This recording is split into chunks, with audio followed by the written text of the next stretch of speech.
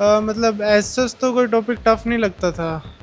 मतलब सब कुछ नॉर्मल था, बस क्वेश्चन प्रैक्टिस करते रहता था। मेंस की रैंक डिसाइड नहीं करती कि आपके एडवांस में क्या रैंक आने वाली है। मेंस में थोड़ा सा हो जाता है कई बार कि जो इजी क्वेश्चन हैं वो भी गलत हो जाते हैं, तो उस कारण से थोड़ी रैंक लो थी। बोर्ड्स में जैसे क्लास 10th में आए थे 97% एंड 12th में आए थे 95.2%।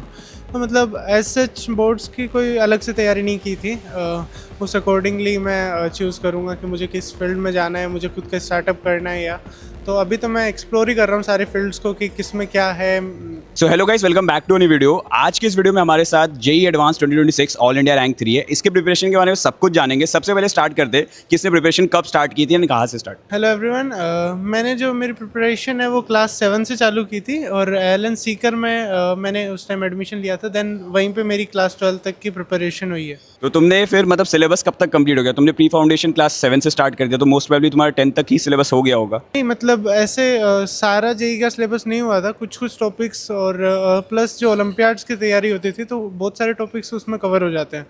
उसके अलावा जो जेई का सिलेबस है वो तो पूरा फिर से 11th में पढ़ा था। देन 12th में ऑलमोस्ट सितंबर तक आके सिलेबस कंप्लीट हो गया था। ओके, और फिर तुम्हारे बोर्ड्स में कितने आए थे क्लास 10 के बोर्ड्स में? क्लास 10th में आए थे 97% एंड 12th में आए थे 95.2%। Okay, और फिर क्लास 11 में जब तुमने जेई का प्रिपरेशन स्टार्ट किया तो तुम्हारा क्या डमी स्कूलिंग था या फुल टाइम स्कूलिंग था? डमी था। डमी था। तो और तुमने क्लास 11 में जो प्रिपरेशन स्टार्ट की तो मोस्ट प्रोबेबली सिलेबस तो बहुत हद तक हो चुका था जेई बेस्ड। तो तुम्हें मतलब कौन से टॉपिक्स फिर भी उस समय टफ लग रहे थे? मतलब ऐसा तो कोई टॉपिक टफ नहीं लगता था। मतलब सब कुछ नॉर्मल था, बस क्वेश्चन प्रैक्टिस करते रहता था। अलग अलग अगर किसी पर्टिकुलर जैसे कोचिंग मटेरियल पूरा अटेम्प्ट कर लिया, देन कुछ अलग रिसोर्स बुक के सवाल कर लिए ऐसा। और तुम्हारा डेली टाइम टेबल क्या रहता था in general? Daily time table जैसे क्लासेस होती थी प्लस 6 से 7 घंटे की सेल्फ स्टडी उसमें अलग से होती थी। तो वही मतलब सुबह उठता था, क्लासेस के अकॉर्डिंग तैयार होता था, देन क्लासेस अटेंड करने के बाद घर आके थोड़ी देर सो के देन फिर मैं अपनी सेल्फ स्टडी चालू करता था, जिसमें होमवर्क कंप्लीट करना, असाइनमेंट्स कंप्लीट करना एंड अपने जो नोट्स रिवीजन पर्टिकुलरली आईओसी में, तो वो मैं कंप्लीट करता था। ओके, और तुमने फिर मटेरियल्स क्या फॉलो किया? जैसे बहुत सारे बच्चे सिंगेज फॉलो करते हैं, एम एस चौहान और डिफरेंट बुक्स फॉलो करते हैं, क्या तुमने वो सब पर्टिकुलर मटेरियल्स फॉलो किया था, इरोडो एंड ऑल? मतलब सबसे फर्स्ट प्रायोरिटी तो एलन के मटेरियल को ही रहती थी कि वो कंप्लीट हो जाए। एंड देन अगर टाइम बचता था तो जैसे फिज़िक्स में मैं बात करूं तो फिज़िक्स में पाथफाइंडर की थी और शशि भूषण तिवारी सर की बुक की थी। एंड केमिस्ट्री में कपिल कुमार वाधवा सर की book and Neeraj Kumar sir की book and M S Chauhan sir की बुक की थी।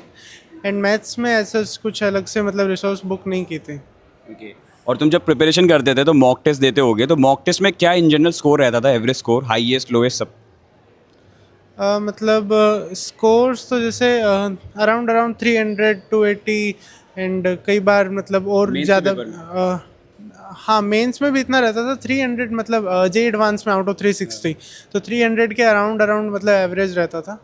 बाकी जैसे एवरेज ऑल इंडिया रैंकिंग जो थी वो थोड़ा और क्लियरली बता सकता हूँ मैं। जैसे टॉप 15 टॉप 20 में मैं हर बार रहता था, क्योंकि मार्क्स तो क्या है वो पेपर पे डिपेंड करता है किस हिसाब से। तो ओवरऑल मतलब रैंक ऑलमोस्ट एवरेज थी टॉप 15 के अंदर। ओके, और फिर मॉक टेस्ट स्ट्रैटेजी क्या रहती थी? जैसे मॉक टेस्ट को कैसे बैलेंस करते थे कि सही नंबर आए? कभी कभी होता होगा ना कि नंबर गिर जाते हैं बहुत। मतलब मॉक टेस्ट के लिए ऐसा तो मतलब कुछ अलग से तो प्रिपरेशन नहीं करता था। जो चल रहा है वही मतलब उसी को अच्छे से कंप्लीट करना, जो अपना डेली का काम है उसको अच्छे से कंप्लीट करना। एंड देन अगर कुछ कोई पर्टिकुलर टॉपिक ऐसा लगता था कि कल के पेपर में आ रहा है तो उसके लिए शॉर्ट नोट्स एक बार मैं विज़िट कर लेता था, जिससे थोड़ा सा एक बार जो टॉपिक है वो फिर से अपने मेमोराइज हो जाए। तो ये मैं फॉलो करता था।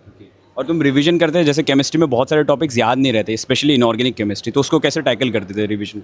उसके लिए एक तो जैसे मैं शॉर्ट नोट्स बनाता था एंड उसके अलावा जैसे बार बार कैसे टाइम निकाल के थोड़ा थोड़ा फिर से जो वीक टॉपिक्स मेरे को पर्टिकुलर लगते थे, जैसे सरफेस केमिस्ट्री हो गया और इस टाइप के कुछ कुछ, तो मेटलर्जी हो गया, तो ये मैं बार बार रिवाइज करते रहता था मतलब।